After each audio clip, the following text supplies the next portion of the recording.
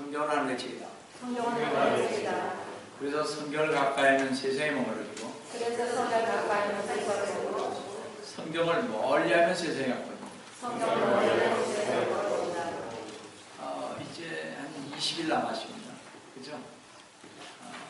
부지런히 읽어도 될까요? 나 잘 모르겠네요. 한두 번 하셔야죠. 자, 오늘도 주님안에서 여러분과 함께 은혜의 말씀을 나누어가는 것은 아까 봉독해 올린 킹제임스 성경 다니엘 7장 1절에서 7절 19절에서 25절 8장 11절로서 종말론적 요한계시록 강의 38번째 제2부 성경적 재림의 징조 12번째로서 대선수서를 본 주님의 재림 즉 다니엘이 본 네 진술이라는 제목으로 이 시간 같이 은혜를 나누어갑니다. 여러분 성경 전체 주제가 뭐라고 그랬습니까? 네? 왕국. 예스. 성경 전체 주제는 천국, 즉 하나님께서 이 땅을 실제적으로 다스리는 왕국입니다. 그렇기 때문에 저희가 이걸 잘 알아야 왕국이 언제 형성되는지 이런 걸 좀 아셔야 됩니다. 그렇죠? 천년왕국이 이 모든 게요 성경 자체가 천년왕국이라고 이렇게 합니다.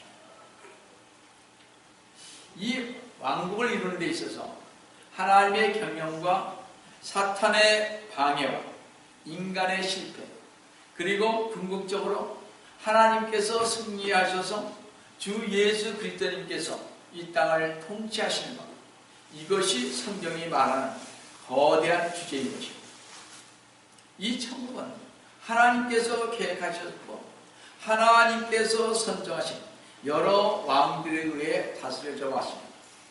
그러나 사탄도 자신의 왕국을 마련해 하나님께서 계획하신 그 천국을 대항했습니다. 사탄이 하나님을 대적하는 방법 중 하나는 자신의 왕국으로 하나님께서 다스리는 왕국인 이스라엘을 대적하는 것입니다. 최초의 인간 아담을 타락시킨 이후로 사탄은 이 세상에 대한 자신의 통치 기반을 확보해야 하였습니다. 창세기 10장 1절에서 그의 님롯의 왕국의 시작은 신할 땅에 있는 바벨과 에렉과 아깝과 갈레에서였으며 했듯이 님롯을 통해 최초의 왕국을 세우면서 사탄은 하나님을 대적할 기반을 갖췄고 이 세상의 나라들 또는 인간들의 왕국이라고 불리우는 이 세상을 꾸준히 관장하면서 하나님께서 세우시고 다스리는 왕국인 이스라엘을 지속적으로 공격했습니다. 그래서 성경 역사의 거대한 흐름은 하나님께서 다스리는 이스라엘 왕국과 사탄이 다스리는 이방 왕국들의 싸움으로 전개됨을 볼 수가 있습니다. 하나님의 천국은 이스라엘을 통해 진행되다가 결국 천년 왕국으로 완성되고 사탄의 이방 왕국들은 주 예수 그리스도님의 재림으로 몰락할 것입니다. 이런 이방 왕국들의 몰락을 잘 보여주는 책이 다니엘서인 것입니다. 선지자 다니엘은 다른 선지자들보다 이방 왕국들의 역사와 흥망성쇠를 더 자세히 예언해 왔습니다.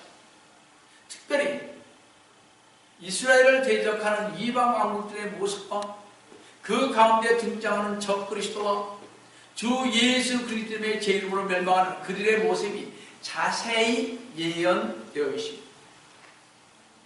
이스라엘 백성은 하나님께 범죄하여 징계를 받아 이방 민족 가운데로 흩어졌지만 그래도 이스라엘 백성은 하나님의 백성이었기 때문에 이스라엘을 대적할 왕과 왕국은 적그리스도의 분명한 예표가 되는 왕이나 왕국이 되어야만 합니다. 그뿐만 아니라 우리가 알 것은 이스라엘과 관계하는 나라는 반드시 이스라엘 땅과 관계가 있다는 것입니다. 그래서 아무리 중국이 크고 인도가 크고 카나다 등이 커도 이스라엘 땅과 관계가 없기에 성경에 그 나라들에 관해서는 나와 있지 않는 것입니다. 이스라엘과 관계된 나라를 보면 이스라엘이 어떻게 했어요? 이집트에 포로되었을 때 이집트는 당대의 최강국이었습니다. 세상에서. 아시리아가 북왕국 이스라엘 멸망시켰을 때 아시리아는 중동 지역을 최초로 통일한 국가였습니다. 남왕국 유다가 바벨론 포로로 잡혀갔을 때에도 바벨론은 세계에서 최강국이었습니다. 그 외에도 페르시아, 그리스, 로마 등이 이스라엘을 압제한 민족들이었는데 이 왕국들은 당대의 최고의 왕국들이었습니다. 또 그 왕들은 각각 적그리스도의 예표로서 하나님의 백성을 멸하여 하나님의 통치를 무너뜨리려는 사탄의 모습이 분명히 보이는 자들인 것입니다. 그리고 선지자 다니엘은 이러한 왕국들과 왕들을 예언하는 가운데 궁극적으로는 적그리스도와 그의 왕국이 나타나고 이어서 나타나는 주 예수 그리스도님의 왕국에 의해 그 왕국이 멸망하였습니다. 그게 다니엘서 2장 지난번에 봤습니다. 다니엘서는 다른 선지서들에 비해서 적그리스도와 그의 왕국이 더욱 분명하게 계시되어 있기에 다니엘서를 볼 줄 알아야 마지막에 나타날 즉 7년 대환란 때에 세월 적그리스도의 왕국을 알 수가 있고 요한계시록 13장에 나타나는 적그리스도를 알게 되면 세상이 어디로 지금 가고 있는지를 바르게 알 수 있는 것입니다. 그래서 여러분은 다니엘서를 배워야 하는 것입니다. 다니엘 7장에서 다니엘이 환상을 보았는데 오늘 보는 제목입니다. 거기에는 네 짐승이 나타납니다. 첫째 짐승은 사자의 모습이고 둘째 짐승은 곰의 모습이고 셋째 짐승은 표범의 모습, 마지막 넷째 짐승은 앞서 나타난 어떤 짐승과도 같지 않은 흉측한 모습인데 철로 된 큰 이빨의 모습을 가지고 있다고 했습니다. 그런데요, 대부분의 신학자들, 종말론자들, 목사들은 이 네 짐승을 느부갓네살의 형상을 해석할 때와 똑같이 바벨론을 사자로, 메데 페르시아를 곰으로, 그리스를 표범으로, 로마를 철로 된 큰 이빨의 흉측한 짐승으로 보고 있습니다. 하지만 이 짐승들의 환상은 좀 달리 해석해야만 합니다. 우리가 알고 있는 이런 식으로 해석을 하면 성경이 풀리지 않습니다. 왜냐하면 첫째 다니엘이, 잘 들으시기 바랍니다. 첫째 다니엘이 이 환상을 보았을 때는 벨사살 왕 원년이었기 때문에 그렇습니다. 다니엘 7장 1절을 보시면 바벨론의 벨사살 왕 원년에 다니엘이 자기 침상에서 한 꿈을 꾸고 머릿속에 환상을 바꿔서 그가 그 꿈을 기록하고 그 일들의 실상을 말하니라 했습니다. 성도 여러분, 벨사살 왕은 바벨론의 마지막 왕이므로 장차 일어날 왕국에 속하는 이 네 짐승이 멸망하는 바벨론을 포함할 수는 없는 것입니다. 그래서 바벨론은 아니다 이거예요. 그렇다면 첫째 짐승 사자는 페르시아이고 둘째 짐승 곰은 그리스이면, 왜냐? 아직 다니엘이 환상을 봤습니다. 그 다음에 이루어질 나라를 지금 얘기하는 것입니다. 셋째 짐승 표범은 로마인 것입니다. 따라서 넷째 짐승을 로마로 보게 되면 로마 다음에 등장하는 왕국이 없어집니다. 로마가 멸망하게 될 마지막 왕국으로 적그리스도 왕국이 되어야 하는데 로마는 이미 멸망했으므로 더 이상 멸망할 적그리스도의 왕국이 없게 되기 때문에 요한계시록의 13장의 짐승인 적그리스도는 없고, 따라서 7년 대환란이니 천년 왕국이니 하는 요한이 쓴 요한계시록은 잘못되었기에 요한계시록의 중간부터는 성경에서 없어져야 할 것입니다. 그래서 이것을 첫째 짐승은 사자는 페르시아이고, 둘째 짐승은 돔은 그리스이며, 셋째 짐승은 포병물로와. 이거는 잘못됐다 이런 얘기입니다. 무슨 얘기인지 아시겠죠 이제? 우리가 전통적으로 그렇게도 많이 해석을 한다 이런 얘기입니다. 이렇게 잘못 해석하면 생각지 않은 9,000년, 무천년 교리가 탄생하는 것입니다. 그래서 성경은 잘 해석해야 하는 것입니다. 그러니까 무천년이 되니까 어떻게 주님 안 오시는데 기다릴 필요가 없잖아요. 9,000년이 되면 교황이 전부 다 이 세상을 차지하고 나서 그 뒤에 오는데 무슨 소용이 있겠어요? 그렇지 않다는 것입니다. 그렇기 때문에 9,000년이 되면 대환란도 다 없어지는 거예요. 성경이 말하는 건 반 이상이 없어져 버리는 것입니다.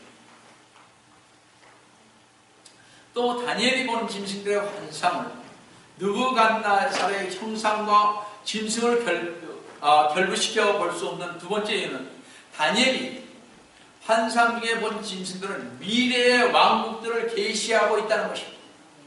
다니엘서 7장 17절을 보시면 이 커다란 네 짐승은 땅에서 일어날 네 왕이라. 이 네 짐승은 땅에서 일어났던 네 왕이 아니라 앞으로 일어날 미래의 네 왕이라는 것입니다. 아까 말씀드렸듯이 다니엘이 네 짐승을 볼 때는 바벨론의 마지막 왕 원년이고 벨사살은 페르시아 왕이 침공에 들어온 날 죽임을 당했을 거고 다니엘 환상에 나타난 첫 번째 짐승인 사자를 느부갓네살의 환상 중에 나타난 형상의 금머리에 대시켜 동일한 것으로 보는 것은 잘못일 뿐만 아니라 그러기에 첫째 짐승인 사자는 미래에 일어날 네 왕 중 첫 번째이기 첫 번째 짐승은 절대로 금머리와 시간적으로 동일선상에 놓을 수가 없다는 얘기입니다. 이제 조금 무슨 얘기인지 아시겠어요? 따라서 다니엘이 2장에서 이방 왕국들의 흥망성쇠를 다루었기에 이 다니엘의 7장의 짐승들은 적그리스도가 나타난 7년 대환란 전에 일어난 교회 시대 이스라엘 땅과 이스라엘과 연관된 왕국이라는 것입니다. 이 짐승들이 교회 시대와 연관되었다는 것을 알 수 있는 구절이 있는데요. 지금 교회 시대 아닙니까? 다니엘서 7장 2절에서 교회 시대가 언제였잖아요? 주님께서 오시고 나서 십자가에서 돌아가시고 부활하신 그 이후에 성령 강림 때부터 교회 시대가 시작되지 않습니까? 그러니까 그 전에 바벨론은 아니라는 것입니다.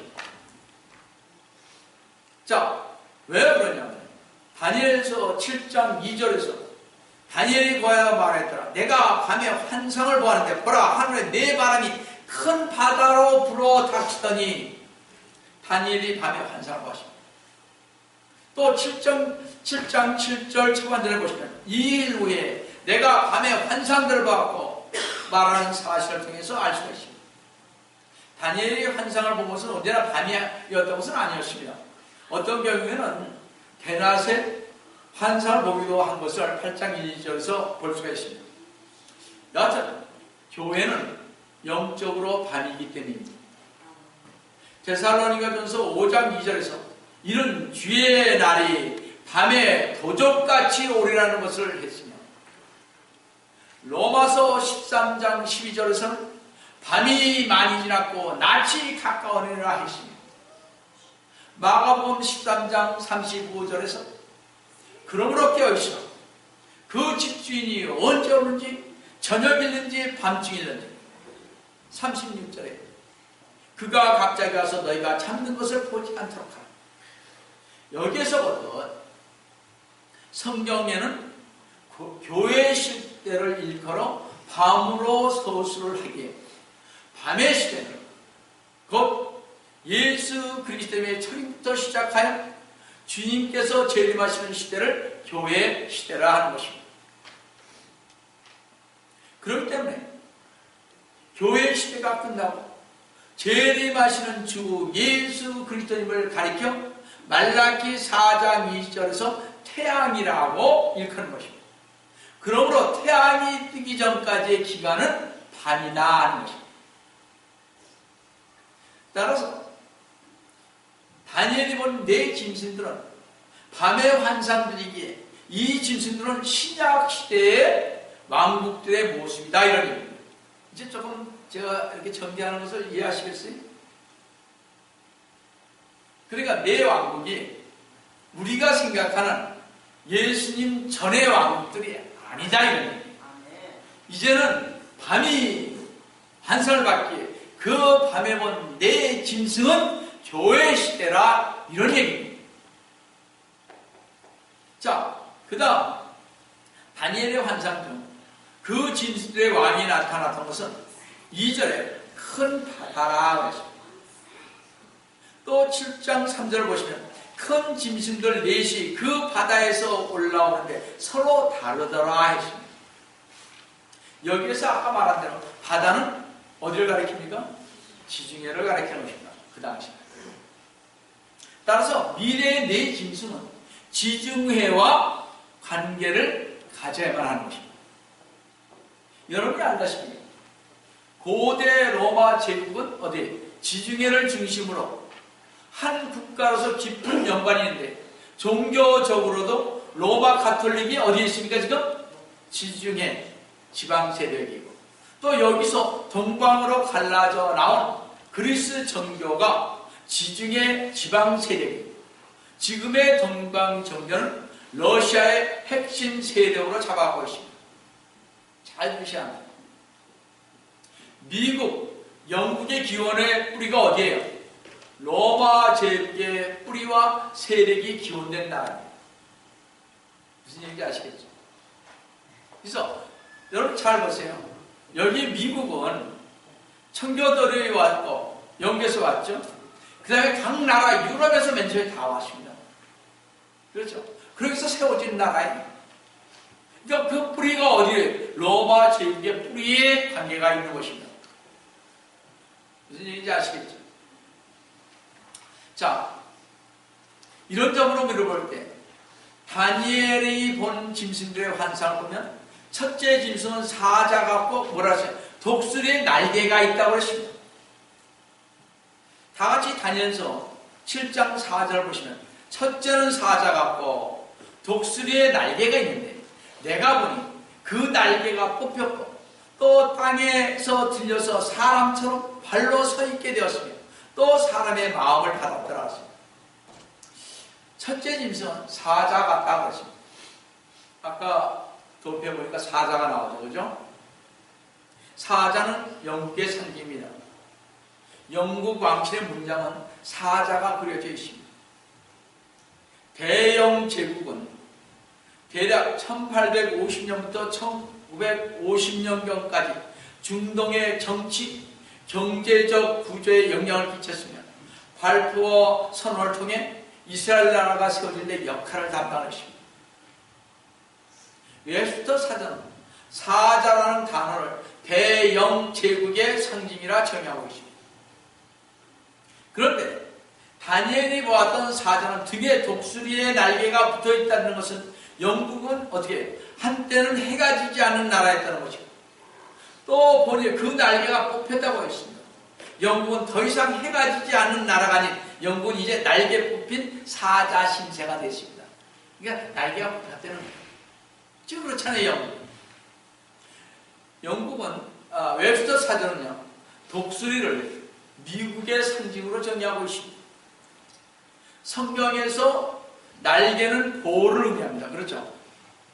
따라서 다니엘의 환상 속에서 나타난 사자의 날개에 대해 생각해 볼 때 제1차 세계대전 이후로 미국은 영국을 보호하는 날개로 행동하고 있습니다. 영국이 문제가 있을 때 미국이 다 가서 도와줬잖아요. 미국은 제2차 세계대전이 발발했을 때 영국을 돕기 위해 전쟁이 가담했습니다.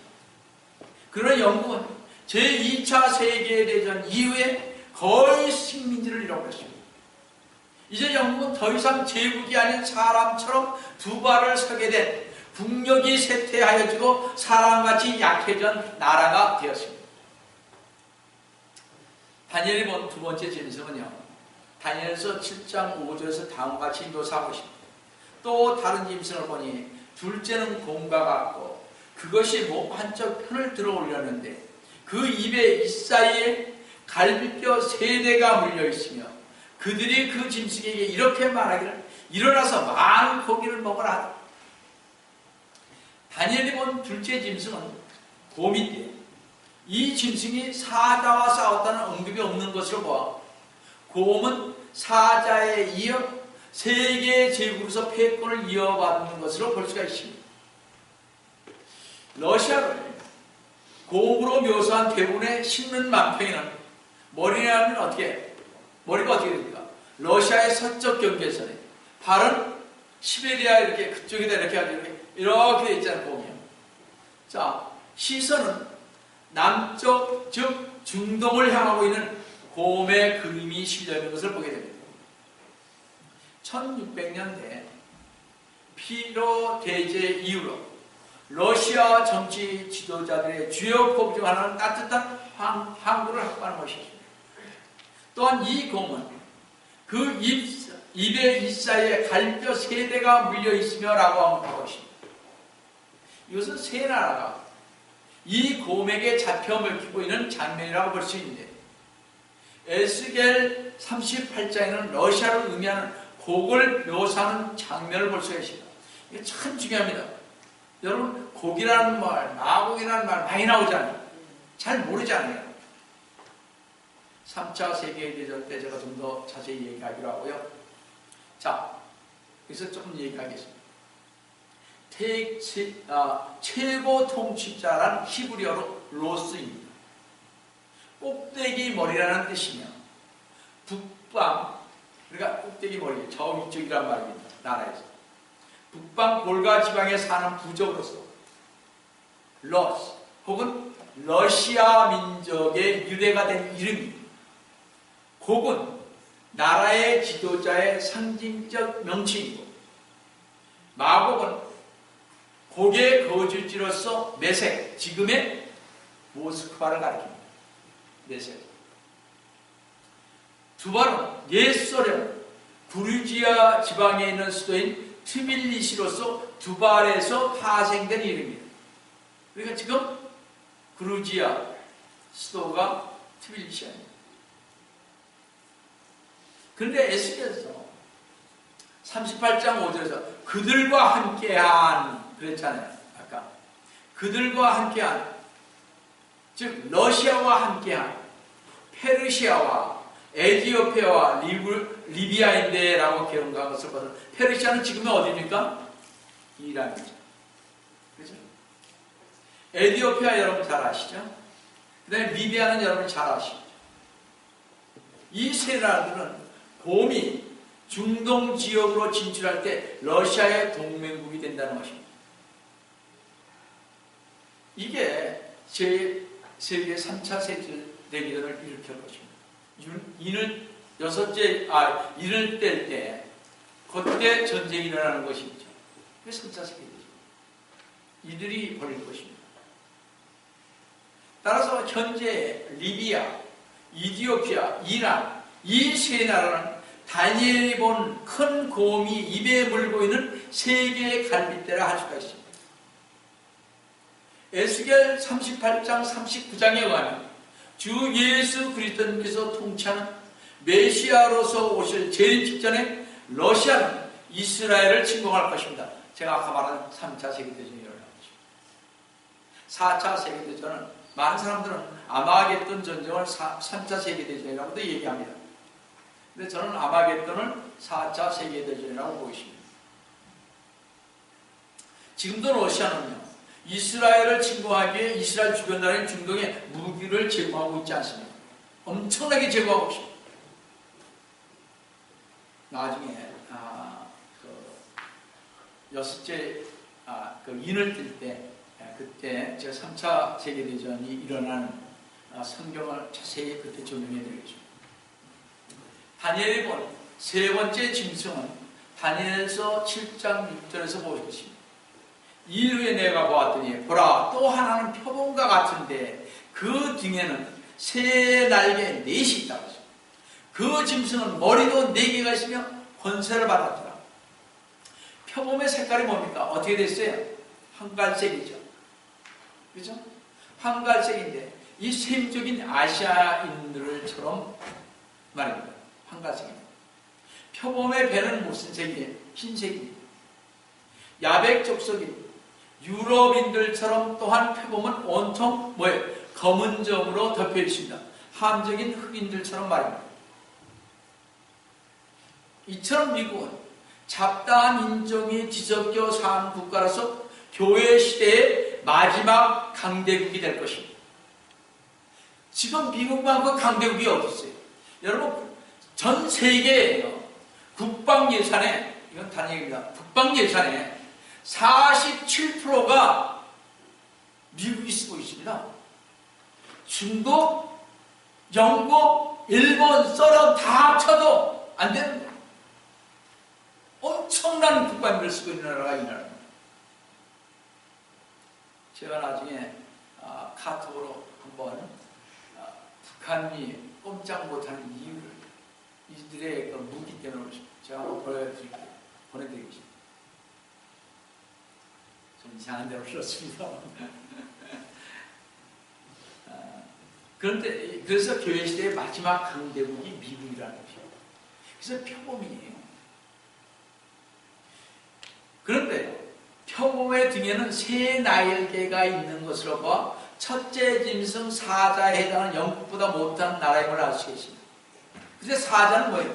독수리 날개가 있었던 반면 표범은 새 날개를 가지고 있는 것으로 봐 현재 미국이 가시하고 있는 힘은 과거 대영 제국이 5대양 6대지에 펼쳐졌던 힘에 비하면 아무것도 아니라는 것입니다. 이 짐승의 권자는 얼마인가 새로이 떠오르는 네 번째 왕국으로 인하여 바뀔 것입니다. 기다렸어요. 네 번째 왕국이 얼마 안 있으면 올 텐데. 다니엘이 네 번째 본 짐승은 앞의 짐승과 다르게 10뿔을 가진 특이한 짐승인 것입니다. 여기에 여러분들 보셨죠? 여기에 보시다시피 그림에 보면 10개의 왕관을 쓰고 있지 않습니까? 그렇죠? 짐승. 맨 밑에 이 금진상 여기 맨 밑에 보면 이게 바로 적그리스도에 관계되는 것을 말하는 건데요. 자, 다니엘 7장 7절을 보시면 이 일 후에 내가 밤의 환상들을 보았고 넷째 짐승을 보았는데 두렵고 무서우며 힘이 매우 세고 또 철로 된 그 큰 이빨을 가졌더라. 그 짐승이 먹고 산산이 웃으며 나머지는 발로 밟더라. 그 짐승은 먼저 있었던 모든 짐승들과 다르며 또 그 짐승은 10뿔을 가졌더라. 이 넷째 짐승은 적그리스도와 그의 왕국을 나타내며 앞에 세 짐승은 이 적그리스도의 왕국의 특징을 보여준 것입니다. 이 10뿔을 가진 넷째 짐승은 느부갓네살의 형상에서 10발가락에 해당되는데 이 10발가락에 해당되는 왕국 역시 마지막 시대에 적그리스도의 왕국을 나타내는 것입니다. 여러분 보세요. 여기에 금신상이 나오는데 금신상 끝이 어떻게 가요? 저 밑에 요한계시록에 그쵸? 끝에 가지 않습니까? 그죠? 요때가 요한계시록에 이렇게 보면 7년 대환란과 7년 대환란이 있습니다. 인을 떼고 나팔을 불고 여기 나와져서 호리병이 나오고 그죠? 전에 성경은 대접이라고 그러십니다. 여기에 나오면 이거의 맨 끝에 어떻게 발가락 10개가 있잖아요. 이 적그리스도를 지금 가리키는 것입니다. 적그리스도 왕국을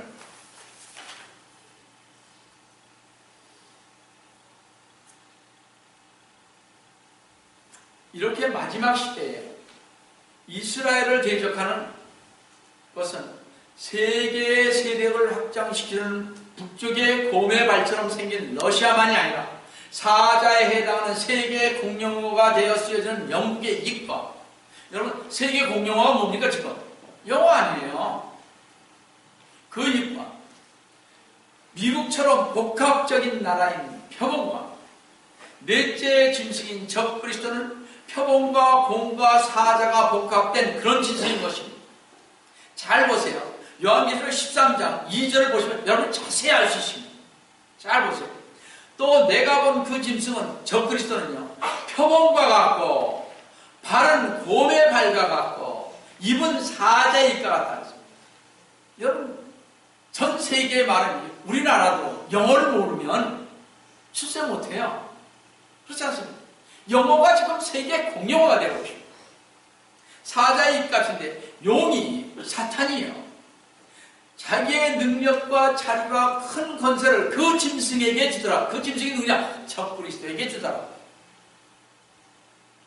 이렇게 한 것처럼 철로 된 큰 이빨을 가진 최후의 왕국은 로마 제국 그 자체는 아니지만 로마가 부활한 것과 같은 성격의 왕국이 될 것입니다.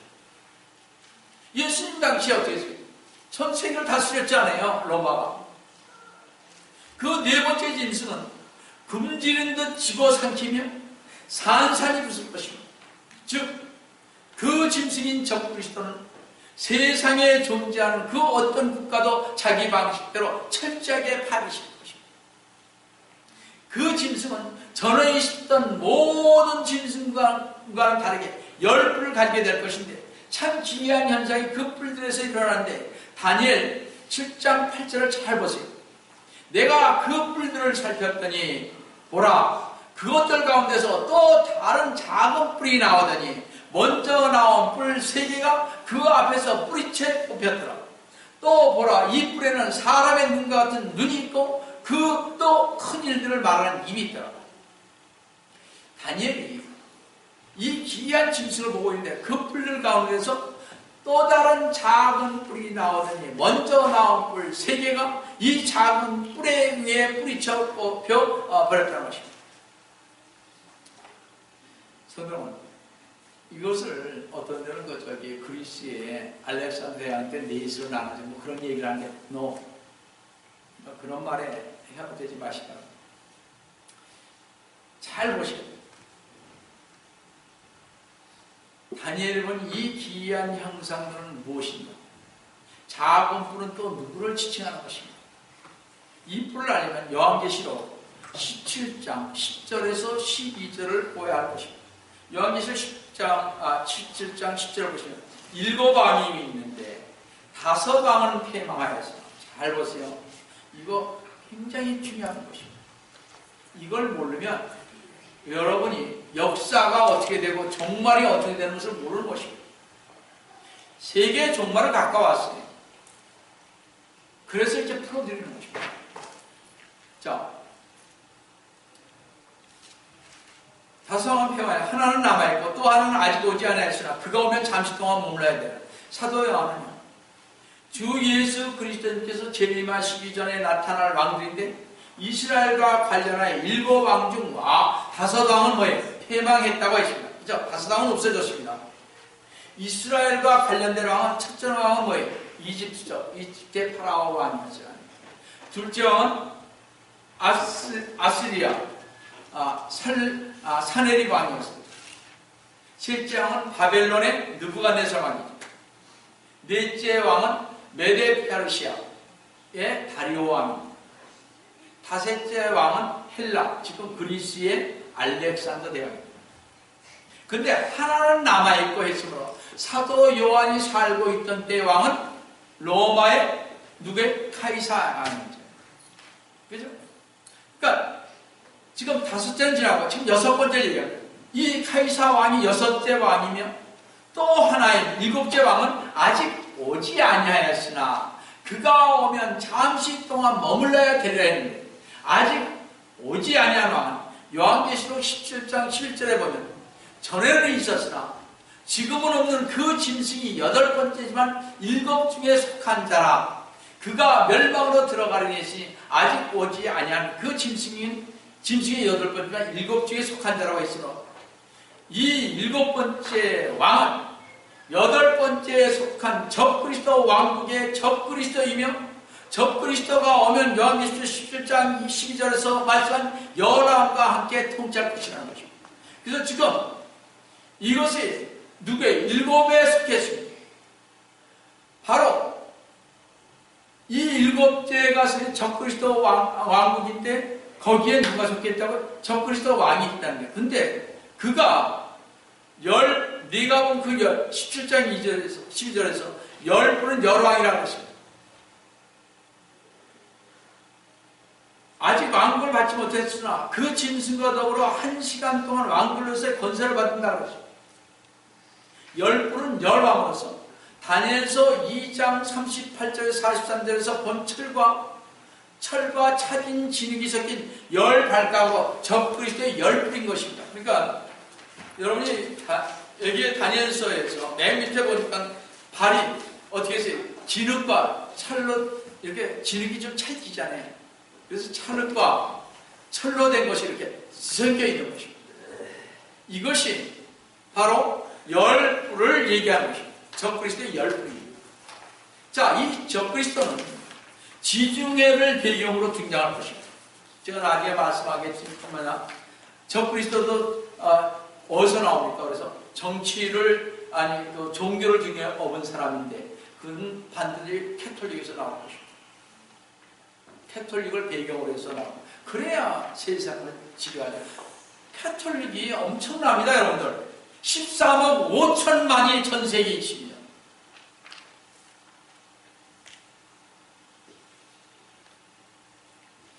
하나님을 모독하는 말을 할 것이며 이 적그리스도는 때와 법을 변경시켜 대환란 중간부터 3년 반 동안 활동할 것입니다. 그 전에는 이렇게 잠잠하다가 잘 보세요. 다니엘서 7장 25절 보시면 그가 적그리스도가 지극히 높으신 분을 대항하여 큰 말을 하며 또 지극히 높으신 분의 성도들을 지치게 할 것이고 또 때와 법을 변경시키고 생각할 것이다. 그들은 그의 손에 주어져서 한 때와 두 때와 반 때를 지내리라. 3년 반을 지내리라는 것입니다. 유대인들이 성전을 다시 세우면 구약 시대의 안식일 및 절기들과 율법을 회복할 것인데 적그리스도가 나타나면 다니엘서 9장 27절에서 언급한 그가 많은 사람들과 더불어 한 주 동안 언약을 확정하고 그 주의 중간에 그가 희생제와 예물을 금지시킬 것이요. 그러니까 적그리스도가요 이스라엘과 언약을 맺습니다. 너희들 내가 보호한단 말이죠. 그러면서 이가 가증한 것에 앉잖아요. 예수님께서 말씀하셨죠. 그게 성전에 앉을 것이다. 성전에 앉을 것이 여기에 나와 있을 것입니다. 성전에서 여기 나팔 불기 전에 요 정도에 원래 나와 있어요. 크라운을 받고 뭐 리월 여러 가지 있는데 여기 정확하게 나와 있지는 않지만 요때 적그리스도가 나팔 불기 바로 전 나팔 불 전에 그때가 3년 반입니다. 9~3년. 그때 이가 적그리스도가 바로 성전에 앉을 것입니다. 그게 제3성전이 될 겁니다. 그거는 나중에 또 설명하기로 하고요. 제3성전에 앉아서 자기가 그리스도라고 얘기할 것입니다. 모든 사람들이 다 믿을 것입니다. 그리스도가. 그러면서 그가 이스라엘 백성과하고 언약을 맺었는데 언약을 확정하고 그 주의 중간에 그 전 3년 반에 끝나는 그 중간에 그가 희생제와 예물을 금지시킬 것이요. 이때까지 희생제를 다 드리고 유대인처럼 했는데 그걸 다 없애고 그런 가증을 확산시키므로 황폐케 하기를 진멸할 때까지 할 것이다. 적그리스도는 이스라엘과 일종의 평화조약을 맺고 3년 반 동안 이스라엘과 잘 지내겠지만 대환란 중간에 갑자기 조약을 파기하고 이스라엘의 때와 법인 율법과 절기를 변경하여 자기를 경배토록 획책해 할 것입니다. 이제부터 너희는 내가 그리스도니 하나님이 나를 경배하라고. 또 적그리스도는요 하늘의 군대와 맞서 싸울 것이며 다니엘서 8장 10절입니다. 희생제를 금지시키고 성전을 모독하고 파괴할 것입니다. 다같이 다니엘서 8장 11절 중반절을 보시면 그러로 인하여 매일 드리는 희생제도 없어지고 그의 성소에 처소도 허물어졌다. 이제 희생제도 드릴 수 없고 성전이 허물어졌다는 것은 대환란이 시작되기 전 어느 시점에 성전이 어떻게 재건된다는 것을 알 수가 있습니다. 지금 그래서 성전이 다 준비되어 있습니다. 여차하면 성전 다 그대로 쓰십니다. 때가 여러분이 생각하는 것처럼 그렇게 늦지 않다는 거죠. 이미 다 준비가 됐다니까요. 제3전은 제3성전을 지을 것. 누가 제3성전을 하는다고요? 적그리스도가 앉을 것 다 준비가 되어 있다는 거예요. 지금 붉은 항소만 보면 됩니다. 붉은 항소가 오면 저는 거의 끝났다고 보는 사람입니다. 근데 그 붉은 항소가 아직 안 왔죠. 제사를 드려요. 첫 번째. 왔었는데 그게 이렇게 점이 좀 있었습니다. 그건 안 되는 거예요. 될 것 같습니다. 왜냐하면 요즘에는 그 DNA 조작으로 인해서 얼마든지 만들 수 있다고 저는 봅니다. 좀 있습니다. 사람도 만들어내는데 그거 못 만들어내겠어요. 붉은 항소. 따라서 이때 말이죠. 희생제도 없어지고 성전도 파괴되는 적그리스도의 만행이 끝날 때인 7년 대환란 끝에 주 예수 그리스도님은 이 땅에 재림하셔 천년 왕국을 세울 것입니다. 성도는 재림의 그날 이 땅에는 두 종류의 함성이 올 것입니다.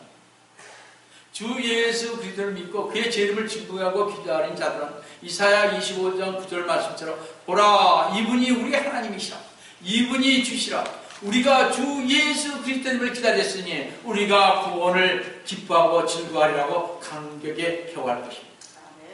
그러나 주 예수 그리스도를 믿지 않고 주님의 재림을 기다리지 않는 자들은 바깥 흑암에 내어 던져져 거기서 울며 이를 갈 거라 그랬습니다. 마태복음 25장 3절. 영원한 형벌은 영원히 꺼지지 않는 불 속에서 통곡하며 있을 것입니다. 그래서 제가 뭐라 그럴까 가끔 죽고 나서 그러죠. 지옥이 얼마나 무서운지 천국 가야 합니다. 여러분들이 믿든 안 믿든 저는 말씀을 전하는 것입니다. 성경은 여러분은 지금 주 예수 그리스도를 믿기를 원하십니다. 아니면 주님의 재림을 기다리시기 원하십니다. 아니면 재림을 기다리지 않고 내가 이 세상에 편한 대로 살기를 원하십니다. 여러분 지금 어느 쪽에 서기를 원하십니다. 우리 다 같이 하십시오. 사랑의 하나님 아버지, 주님의 은혜를 진심으로 감사드립니다. 오늘 다니엘서를 통하여서 이 미래에 이루어질 나라들을 살펴가십니다. 저희들이 잘못된 것들이 얼마나 많이 있는지 알 수 없습니다. 주님께서 이 때를 위해서 이 종과 많은 사람들을 준비케 하여 주시고 주님 저희들을 통하여서 주님 이 말씀을 그대로 받고 주님 앞에 가기를 원하는 우리 성도들에게 주님께서 이 지금까지 보호하여 주시고 인도하여 주심을 감사합니다. 항상 주님 저희들을 붙잡아 주시옵소서. 주님의 재림하는 그날까지 허리를 동여 매고 주님의 말씀을 따르는 저들이 될 수 있도록 주님 도와주시기를 원합니다. 주님께서 저희와 함께 해주시면 감사하고 주의 이름을 받도록 감사드립니다.